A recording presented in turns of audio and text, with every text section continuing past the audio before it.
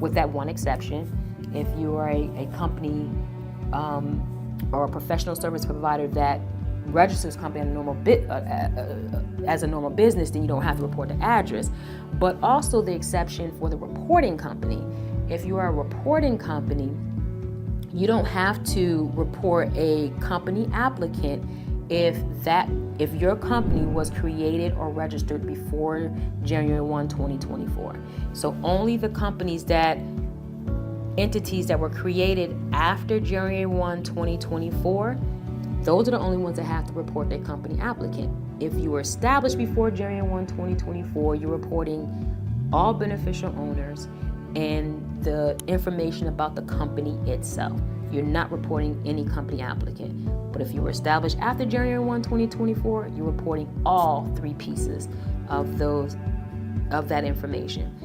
We talked about the FinCEN identifier when I explained what it is.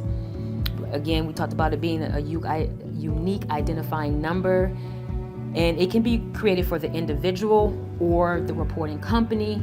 But again, I just wanted to reiterate this when we got to this point to talk about the FinCEN identifier.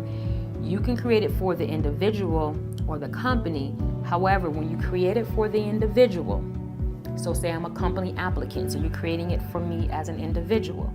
That number is the number that when we supply it, it's going to use the same information that's required for us to be submitted on a report. That FinCEN number is tied to that information. So instead of reporting the 4 pieces of information that's required of me, I'm just going to give you my number. The reporting company will plug that number in, and then all my information will be tied to that. Well, as of right now, as of at least September 2023, and nothing has changed since then, the FinCEN has stated that if an individual, so far as the individual number, if an individual is no longer affiliated with a company, if it's someone who was a beneficial owner by, let's just say, owning 25% or more, they were a beneficial owner, but they sold all of their shares. They don't have 25% ownership. They have 0. They sold it.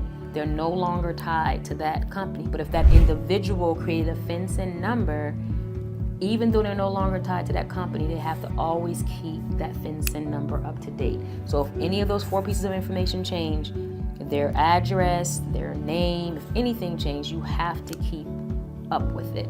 Otherwise, you will fall under the be subjected to the criminal and civil penalties. Until they're able to, which they say they are trying to do, assess options to allow individuals to deactivate that FinCEN number. Until they come up with something like that, that FinCEN number is not deactivated. And it doesn't matter if you are no longer affiliated with a company, you still have to report your information and keep up to date with that information for your FinCEN number.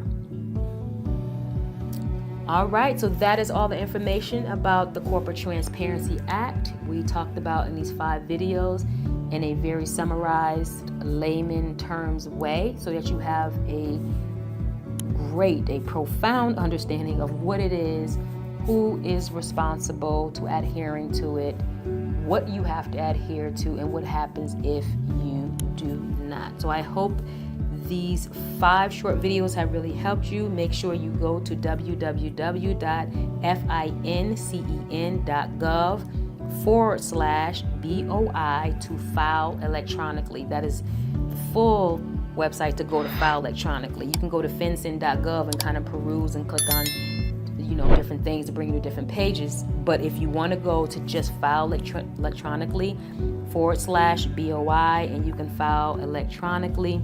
And again, you will have the option to file online or download a very active PDF that you can submit whenever you're ready, and you can use that same PDF to make any updates when they are applicable. I hope this was very helpful. And again, be empowered. Coming from the Empowerment Influencer, I want to see you win.